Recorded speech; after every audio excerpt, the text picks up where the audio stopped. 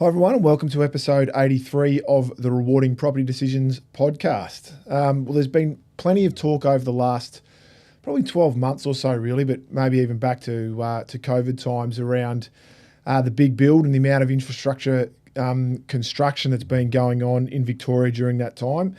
And it's certainly there's been plenty of talk around questioning whether it's been worthwhile or whether or not money should be invested elsewhere.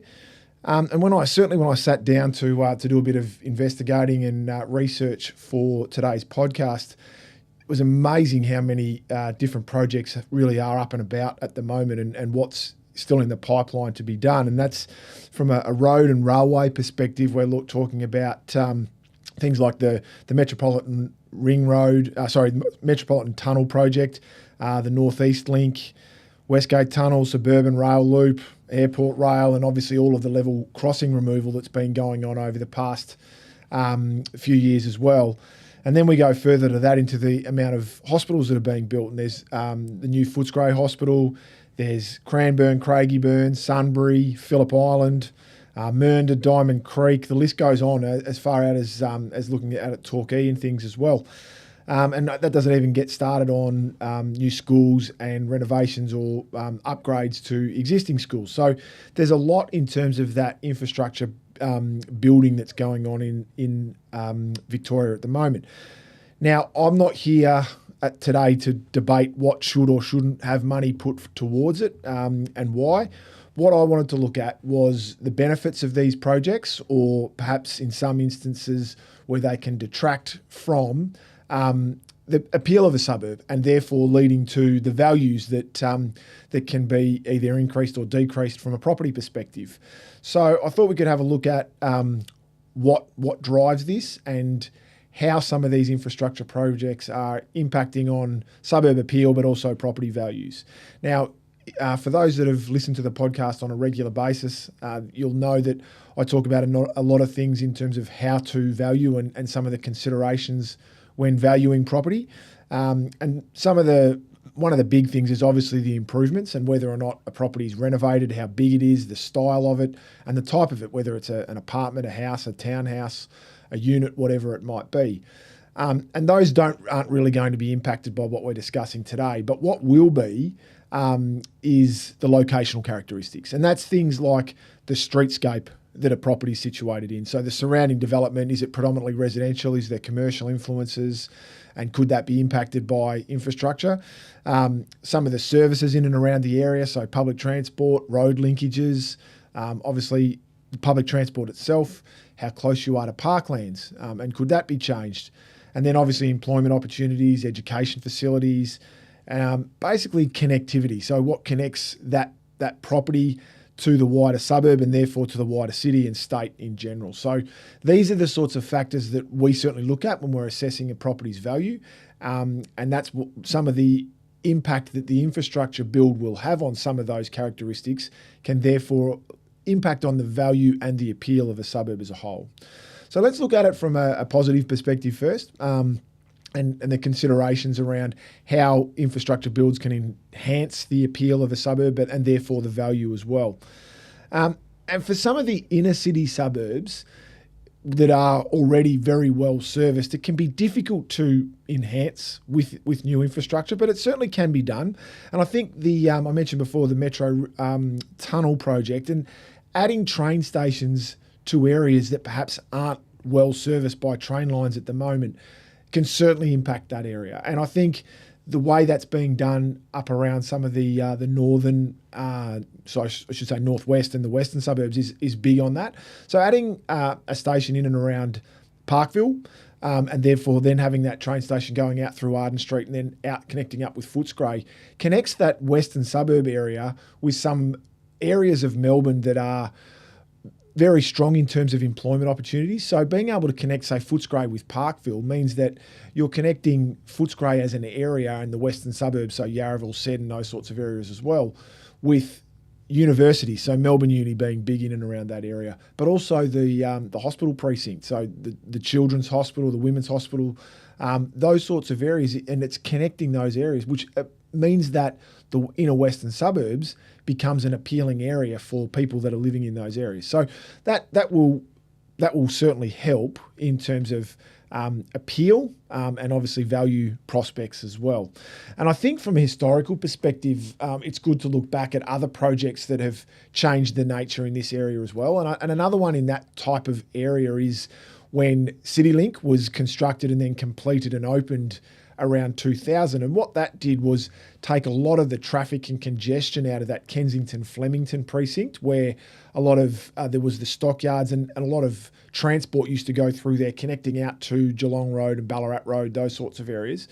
And by putting that CityLink connector in, it took a lot of the traffic out of there, which increased the appeal of suburbs like Kensington and Flemington, because people started to see that they offered similarities at a far more affordable price to, say, Carlton North and Fitzroy North, which were having a real kick along in the late 90s and early 2000s in terms of values. And people could see affordable options in Kensington, Flemington that still offered good public transport, ease of access to the city, and period-style accommodation, which has always been attractive in those inner city areas. So that increase in infrastructure really helped in and around that part of the world. Another one from a road infrastructure perspective, and the best way that you can add value, I think, with these road infrastructures is not necessarily through connecting, but it's actually through, as we said with CityLink, it's taking traffic out of existing residential areas. And the North East Link is certainly going to do that around the inner northern suburbs or middle ring type suburbs of Melbourne. It will take significant traffic out of some of the domestic roads in that inner northern area when the major freeway and the tunnels go through. And that will benefit areas like Heidelberg, Rosanna, McLeod, Watsonia and Greensborough, because it will take the traffic that's in there at the moment out and put it onto that freeway. And these are already really well-established, well-regarded suburbs. And what the removal of the traffic will do, particularly for property that is close to those domestic thoroughfares at the moment where trucks and things go between the Metropolitan Ring Road and the Eastern Freeway, it will make those properties that are close to those main thoroughfares far more appealing, because people won't be so concerned about the noise and the potential noise pollution in those sorts of areas, because they won't have the same traffic and trucks and things that is going through there. And another thing in terms of enhanced employment is, enhancements to areas is through employment. And I think that's certainly an area that it can increase desirability in certain locations. Now, when I say increased employment, I don't necessarily mean from the actual construction work. So not necessarily from a trades perspective while the construction of the new infrastructure project is being done. I more mean from what sort of employment opportunities will come about as a result of the completion of that infrastructure. So a really good example of that I mentioned before is in Footscray's, the new Western Hospital. And that's going to lead to a huge amount of employment in and around that area. The stats, they're talking about being able to increase the patients that are seen in the new hospital by as much as 15,000 people, 15,000 patients per annum, which will obviously mean that there'll be a greater requirement for professionals, doctors, nurses around those medical precincts. And those type of people are going to need to live close, particularly those that are on call, and there'll be requirements that they have to be within a certain distance of their employment. And therefore, there's going to be a want to live close to those areas, which will lead to an improvement in terms of the quality of housing in and around there as more money is spent and renovations and things is done, which will obviously improve and increase the need for trades and that sort of thing in that area too. So that obviously leads to demand, and then prices get pushed up as well, which is a really good thing. So these are some of the ways that infrastructure or new infrastructure can improve the appeal and values of properties in areas. Now, the thing to bear in mind is it's not always positive. I think more often than not, from an infrastructure perspective, it is, and you will see that there'll be greater appeal in those areas. But sometimes change is not always seen as a good thing, and particularly in some of the more older, well-established areas where people are very content and very comfortable with where they are and what they're doing, and they don't necessarily want to see changes come through.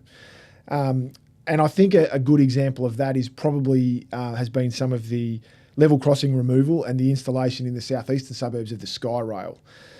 people get quite comfortable. They know what they've bought into when they do, and then to have things change by having these installations put in, it can change the nature of the area, and it can certainly change the visibility of the area. And the sky rail is a really good example of that, because you can have properties that perhaps are a street or two away from a train line. Yes, they know it's there. Yes, there's noise from it, but they don't actually have to visibly see it.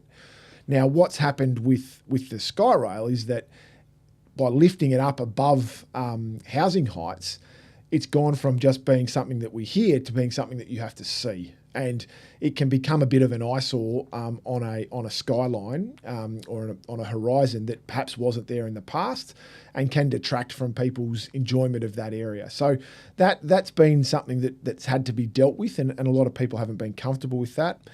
And then the level crossing removal. Now, generally, that's I think is a really positive thing. However, I went through this from a first-hand perspective. Recently, we were fortunate enough to move into Mont Albert as an area, and there's been in the last 12 months or so, 18 months, there's been the level crossing removal around Union Road and Mont Albert Road, which has made a significant difference upon completion with the traffic moving through the area. It's probably increased traffic in certain areas because people dodged those two roadways at different times of the day because they were mindful that it could get banked up. But traffic flows through there so much better now with this work being done. The concerns, though, were that it was going to change, particularly for those that were directly opposite the railway line and perhaps opposite the train station. So for those of you that aren't familiar, what's happened is what was Surrey Hill Station and what was Mont Albert Station, which were two very close stations together, Union Station has been placed between the two of them. And in order to remove the two level crossings on Union Road and on Mont Albert Road, the train line's been dropped down, and the road now flows straight over the top of them. The station, which it's closer to what was Surrey Hills, but it's still between Surrey and Mont Albert, has now been lowered down as well. So generally, it's turned out, I think, as being a real positive. But there was concerns from those that were along the train line that they may have gone from not being near the station to having the station directly opposite them, or they may have not been able to see, or the train line where was a car park is now train line. And so there was concerns and things around that. But I think generally the fact that the train line in that area is now lower, it's quieter, it's not as visible, and the station where it is far more attractive than the old station. So I think overall, it's come out and been a real positive for the area, but there were a lot of concerns up front about that. The other concern that can come about from infrastructure projects, as I said, can be the sky rails, but also having the infrastructure being brought closer to people. So whereas, and I'll use North East Link as a really good example of this, in that, say, around North Balwyn, there was a buffer zone in and around there, in that there was plenty of parkland between the Eastern Freeway and where the residential houses were in a lot of instances, particularly around Bulleen Road. And so the buffer prevented you really being able to visibly see or know that, because it created a bit of a sound barrier for those that lived close by. And so the noise wasn't as much of an issue.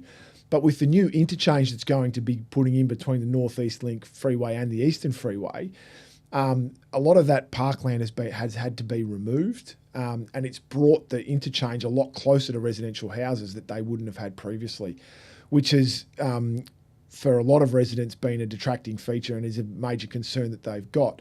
And that will have impacts on value in and around there, where you had a really good buffer and fantastic parklands, which may not be as prevalent now. So that's certainly been a concern. And obviously, as I mentioned before, the sky rail going from having no visibility of a train line to having it right in your face can be a bit of a concern, and can certainly detract from a property's value in that sense as well. So it's things to be mindful of.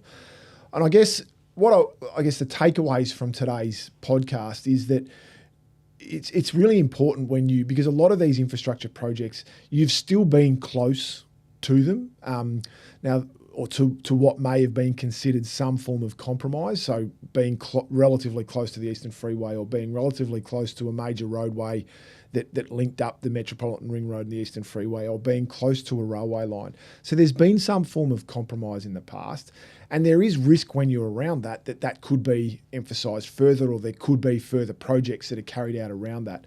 So I think a key takeaway is, when you are doing research into buying, looking at what is planned. Now, that's not always going to be a guarantee that you'll know, because things can change drastically, planning changes, and a lot of things will move. And so there's no guarantees that you'll know everything that's going to go on, but it can give you a bit of an insight.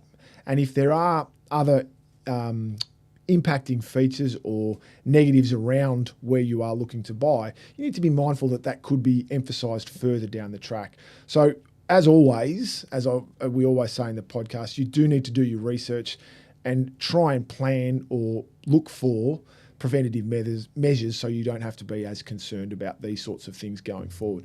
But I would say generally most of these infrastructure projects are going to have a fantastic benefit.